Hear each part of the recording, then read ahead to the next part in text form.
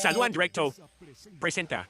Buenas tardes, queridos televidentes. Muchas gracias por acompañarnos una vez más en este apartado de Salud en Directo, donde hablamos sobre temas que cuidan tu salud. Hoy vamos a hablar sobre un tema que afecta a mucha población, que es la aterosclerosis. Así es, Amara. Muchas veces escuchamos este término y no entendemos qué es, pero para eso está con nosotros Naomi, que nos explicará qué es la aterosclerosis. Hola, les doy la bienvenida. Hoy hablaremos sobre un tema muy importante en la salud, que es la aterosclerosis. La aterosclerosis es un trastorno inflamatorio crónico que afecta principalmente a las arterias grandes y medianas. Este trastorno se caracteriza por la acumulación de lípidos, células inflamatorias y tejido conjuntivo en la pared interna de las arterias. Esto lo que forma es lo que conocemos como placas o ateromas. Estas placas lo que pueden hacer es estrechar el paso de la sangre, alterar el flujo normal y aumentar el riesgo de trombosis. Este proceso inicia cuando el endotelio, que es la capa interna del vaso sanguíneo, se daña. Esto permite que las lipoproteínas de baja densidad, o LDL como las conocemos, oxidadas, se acumulen y sean captadas por macrófagos, convirtiéndose en células espumosas. Con el tiempo, esta reacción causa inflamación y crecimiento de la placa, lo que puede provocar un bloqueo arterial o incluso el infarto si la placa se rompe. Gracias por ver, volvemos al estudio. Muchas gracias, Naomi. Ahora que sabemos qué es esta enfermedad, pasemos a entender cómo funciona. Pasaremos con Kerani, quien nos explicará un poco de su fisiopatología. El evento que comienza la fisiopatología de la aterosclerosis es la disfunción endotelial. Los factores de riesgo disminuyen la biodisponibilidad del óxido nítrico, que es nuestro principal protector vascular. Este promueve un estado de estrés oxidativo que oxida las partículas de LDL infiltradas. Recordemos que la LDL es el colesterol negativo. Esta LDL oxidasa modificada es altamente heterogénica, activa el endotelio para expresar moléculas de adhesión como es el BK-1 y libera quimiosinas, atrayendo monocitos. Una vez convertidos en macrófagos, estas células internalizan la LDL oxidasa de forma descontrolada a través de receptores scavenger. Esto genera una sobrecarga de colesterol esteres y a la formación de las características células espumosas en el seguido de la lesión temprana. La acumulación lipídica y la inflamación crónica atraen células de músculo liso para contraer la capa fibrosa con colágeno. Sin embargo, la inestabilidad ocurre cuando los monocrófagos activados liberan metaloproteínas de matriz. Estas enzimas degradan al colágeno adelgazando la capa fibrosa hasta una ruptura. La ruptura expone el factor tisular del núcleo lipídico, el cual es el principal iniciador de la cascada de coagulación extrínseca. En segundos se forma un trombo oclusivo de fibrina y plaquetas. Este proceso puede culminar en manifestaciones clínicas graves como lo es el infarto agudo del miocardio o un evento vascular severo. Muy interesante, Kerani. Y esas alteraciones bioquímicas tienen consecuencias muy importantes que ahora Maite nos va a explicar. Bueno, pues buenas tardes, vamos a hablar acerca de las alteraciones bioquímicas de la aterosclerosis. Esto se debe a tres procesos: el mal manejo del colesterol, la inflamación y el estrés oxidativo. Primero, el colesterol LDL, conocido como el colesterol malo. Este se acumula en las paredes de las arterias y se oxida. Esto atrae a macrófagos que forman células espumosas y darán origen a la placa. En cambio, el colesterol HDL, conocido como el colesterol bueno, este ayuda a eliminar el exceso de grasa. Sin embargo, puede perder su funcionalidad si hay inflamación o estrés oxidativo. Luego, la inflamación empeora el daño. El cuerpo libera sustancias inflamatorias como la interleucina 6 o el factor de necrosis tumoral alfa, que dañan al endotelio y permiten que más colesterol entre, formando así un coágulo que bloquea la arteria.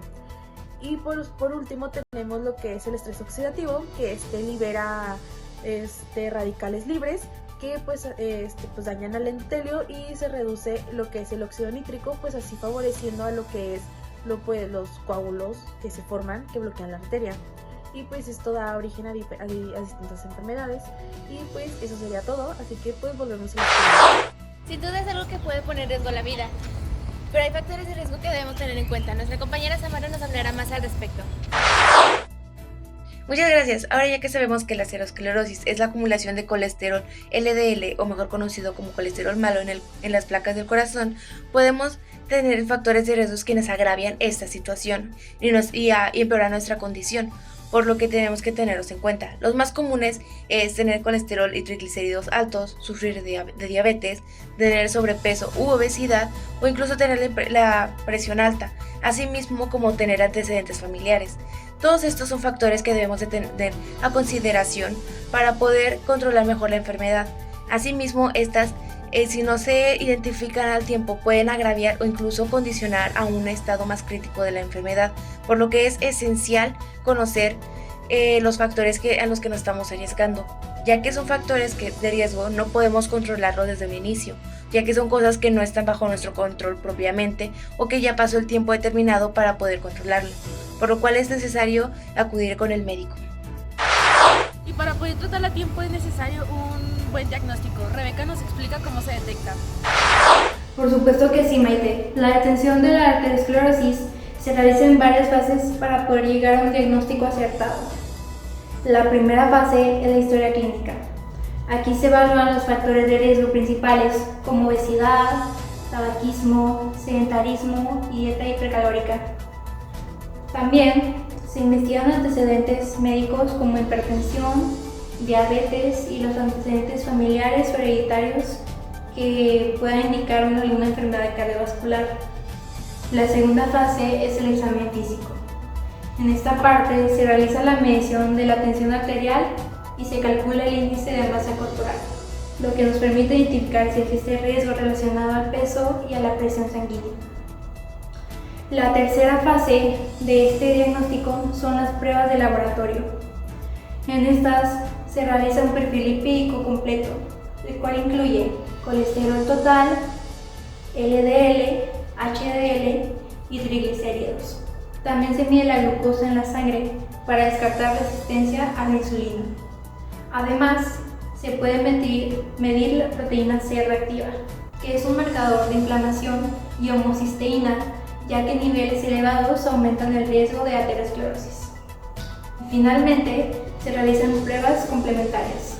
Entre estas se encuentra el electrocardiograma y la ecografía cardíaca, y también la prueba de esfuerzo o índice tobillo-brazo conocido como ITB, que sirve para valorar la circulación periférica y detectar los vasos afectados.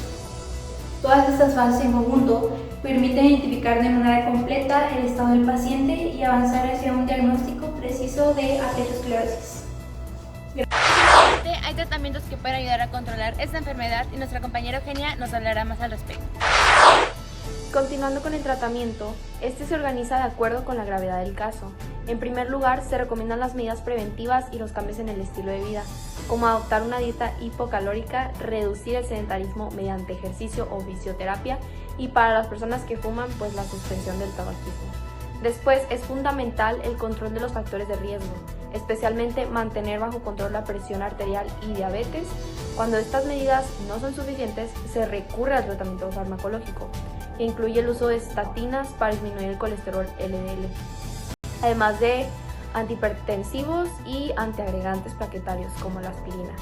Finalmente, en los casos más graves o cuando hay obstrucciones importantes en las arterias, puede ser necesaria una intervención quirúrgica o endovascular, como la angioplasia o el bypass arterial. Muchas gracias a todo el equipo por esta completa información. Recuerden, la mejor medicina siempre va a ser la prevención. Y ya saben, bloquea tu ex, da las arterias.